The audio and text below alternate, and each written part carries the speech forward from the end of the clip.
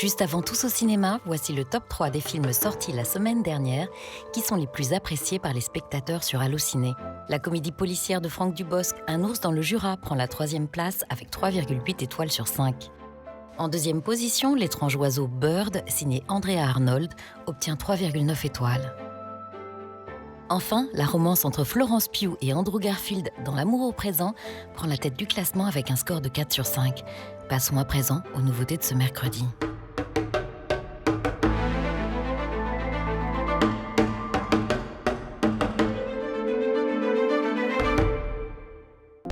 Tous au cinéma passe en revue la totalité des films qui sortent en salle cette semaine.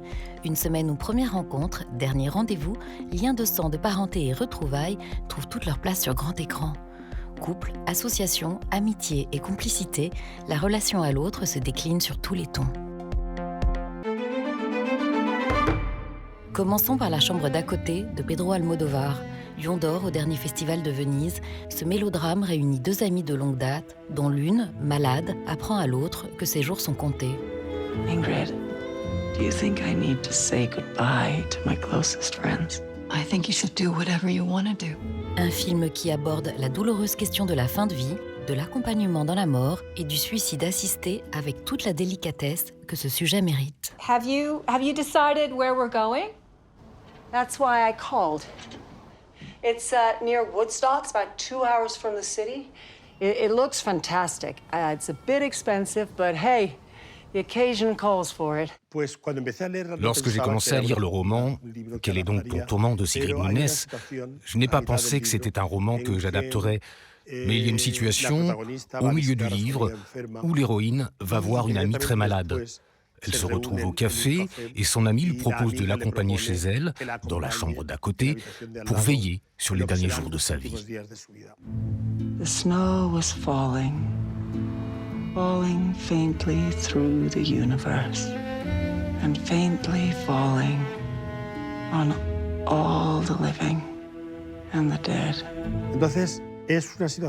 C'est cette situation extrêmement puissante sur le plan dramatique qui m'a intéressé. Elle amène à réfléchir sur la mort et aussi sur l'amitié. Une amitié entre 2 femmes qui ne s'étaient pas vues depuis des années, mais qui renouent le fil de leur relation. C'est aussi un film sur l'accompagnement. Alors bien sûr, le sujet principal du film, c'est la mort et le droit de tout être humain à décider de sa mort, parce que je crois que nous sommes maîtres de notre vie, mais que nous devons également l'être de notre mort. Pour autant, l'autre grand sujet du film, c'est cet accompagnement, le fait d'être à côté, même sans parler, juste d'être présent, assis à côté de quelqu'un. Je crois que c'est quelque chose de très important, particulièrement à notre époque. I will not go out in mortifying anguish. I don't know what to say. I'm hoping you'll say yes. Yes to what? On peut dire que Tilda Swinton et Julianne Moore sont toutes 2 très spéciales. Elles sont peu représentatives des actrices qui ont du succès à Hollywood. Tilda a un physique unique, on pourrait dire qu'elle appartient à une autre espèce, en tout cas pas à l'espèce humaine. I'll sleep with my door open, and the day that you find it closed is the day it's already happened. Lorsque j'écrivais le scénario, je pensais déjà à Tilda. Et puis, une fois que j'en ai terminé l'écriture, le nom de Julianne m'est tout de suite apparu. Elle m'a fait une forte impression dès le premier film dans lequel je l'ai vue jouer. C'était dans Shortcuts de Robert Altman.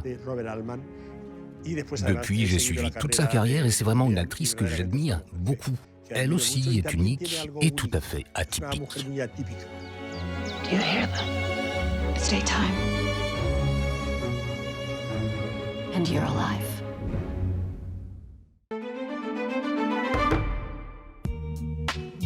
Plus léger, La fille d'un grand amour invite une jeune femme à documenter l'histoire de ses parents désormais séparés.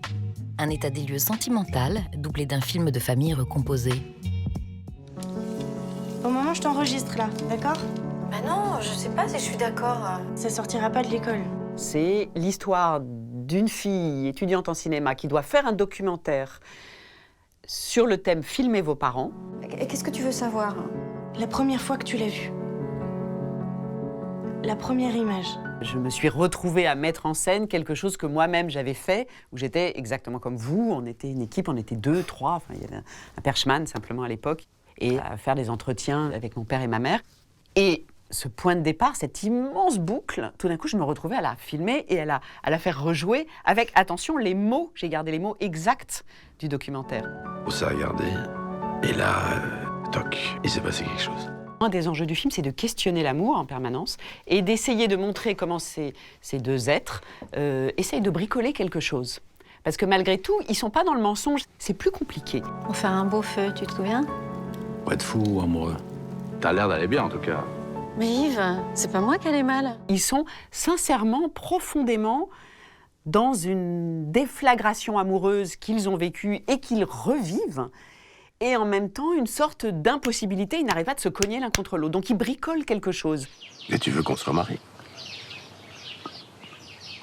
Pardon? Ben oui, je sais pas, on pourrait... Toi et moi, se remarier? Quand j'ai entendu qu'on me proposait un film justement avec Isabelle et écrit par Agnès, j'avais vu certains films d'Agnès et je trouvais qu'elle avait vraiment quelque chose à raconter. Et puis comme c'était une histoire autobiographique qui parlait d'un sujet moi qui m'a toujours interpellé. Tu me proposes un mariage arrangé en fait? Mais non, toi et moi, on s'en fout des conventions, du jeu social, tout ça, c'est déjà à l'époque, c'est... Le fait que ça parle d'homosexualité, je trouvais ça intéressant et comme je trouvais qu'elle traitait le sujet, Agnès, avec beaucoup de délicatesse et d'humanité et d'intelligence, je me suis dit qu'il y avait un truc intéressant à défendre. Pourquoi je te mentirais? C'est vrai, t'as aucune raison de mentir, pourtant tu mens déjà. Très touchée par ce film, qui pour moi est un film militant, même si il n'est pas, comment dire, ostensiblement, il ne l'est pas ostensiblement et il ne donne pas de leçons. Mais oui, parler de cette intolérance, encore une fois, de la société à cette époque-là, de la tolérance de ce personnage que j'interprète et de la façon dont on peut s'aimer différemment. Il y a tellement de formes d'amour. C'est ça que je veux dire, en tout cas avec le film. Il y a tellement... on peut se réinventer. Je l'aime. Elle est mon unique amour. Je suis vraiment ta fille? Tu es la fille d'un grand amour. Autre variation sur la relation à l'autre, Hiver à Sokcho convoque Roche Dizem en Corée du Sud dans une intrigue où la dissimulation est plus bienveillante que mensongère. Un film qui mêle le frisson d'une première rencontre et le tressaillement de retrouvailles.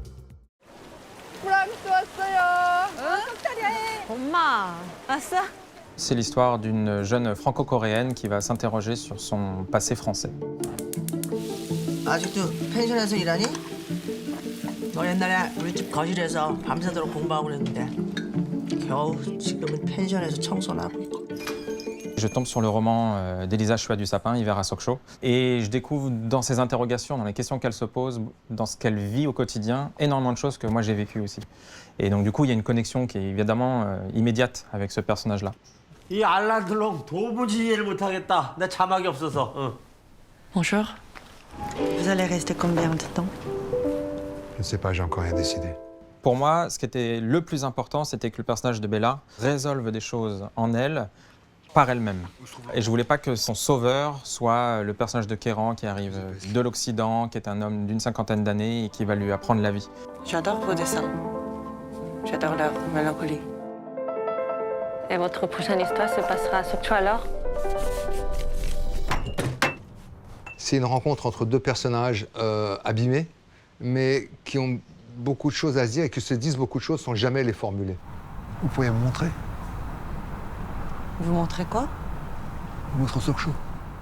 Il y a beaucoup de pudeur, il y a beaucoup de poésie et il y a évidemment beaucoup d'amour, mais sans les codes du genre. C'est votre père qui est français? Je l'ai jamais connu. 아빠가 엄마 많이 좋아했겠다. 그럼. Ce film, c'est une histoire d'amour parce que, en fait, tous ces sentiments, tous les sentiments de mon personnage viennent du cœur, viennent de l'amour, en fait. C'est exactement ça. Et c'est le but recherché, mais tout en sachant que, justement, ne pas chercher à séduire, c'est très séduisant. Je suis juste un touriste, un client comme les autres. Rien de plus. J'aime l'idée qu'on puisse être très heureux juste parce qu'on est aux côtés de nos proches, dans un environnement qu'on aime, et que finalement ça suffit. Vous ne trouvez pas triste de croire qu'on peut retrouver quelqu'un comme ça après tant d'années? Il n'y a rien de triste à espérer ou à attendre.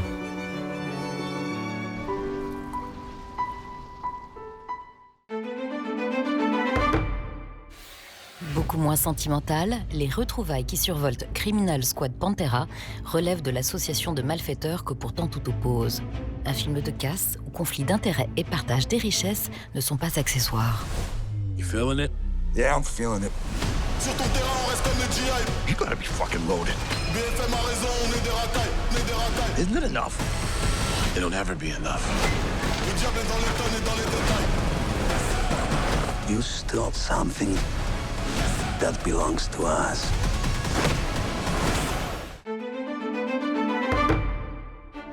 Autre film de casse où le partage des richesses n'a rien de fictif, le documentaire Personne n'y comprend rien s'adosse à l'enquête de Mediapart sur le financement occulte de la campagne présidentielle de Nicolas Sarkozy en 2007 par le dictateur libyen Kadhafi. Service secret, service rendu, un montage financier si opaque qu'on n'y comprend pas tout et qui bénéficie donc du doute. Aujourd'hui encore, la justice s'interroge. Où sont les documents bancaires ?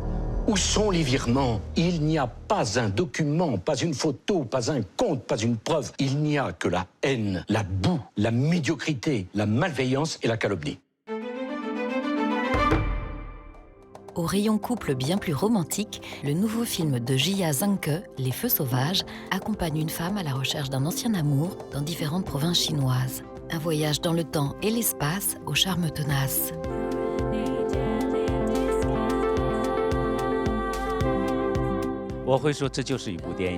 Ce film a de réels aspects documentaires et pour moi, ça représente vraiment la liberté par le biais du cinéma.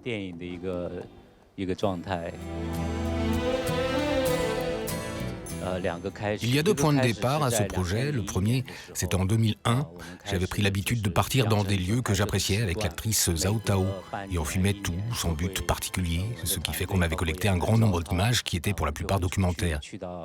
Mais il y avait aussi déjà un côté fiction, car je demandais à Zhao Tao de se mettre dans des espaces qui m'intéressaient. C'était une actrice, à ce moment-là.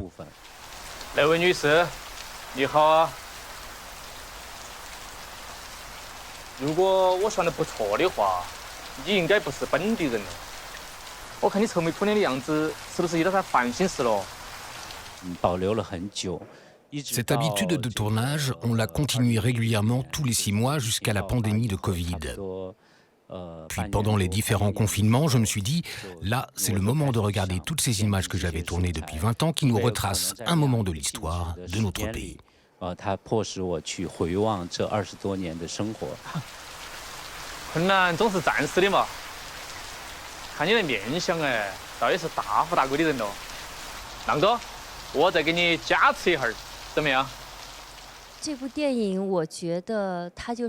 caméra de Jia Zhangke a permis de suivre le personnage de Xiao Xiao sur toutes ces années. En tant qu'actrice, pour moi, c'est un cadeau merveilleux et très précieux que le réalisateur me donne parce qu'il enregistre sur la pellicule une transformation, une évolution et parce qu'il me permet de laisser une véritable trace dans un film. Et quelles que soient les épreuves que j'ai pu rencontrer sur ces 20 dernières années, ce que j'ai traversé, je l'accepte en bloc.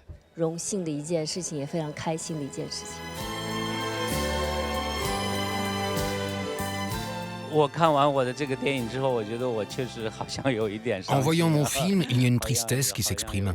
Mais c'est aussi pour ça que j'ai choisi en ouverture de film cette chanson qui parle de feux sauvages. C'est une réinterprétation d'un poème d'une ancienne dynastie chinoise qui dit que les herbes qui ont été brûlées renaissent au printemps prochain. Ça veut dire que même si on est passé par des phases de déception totale, il y a toujours une renaissance à venir. «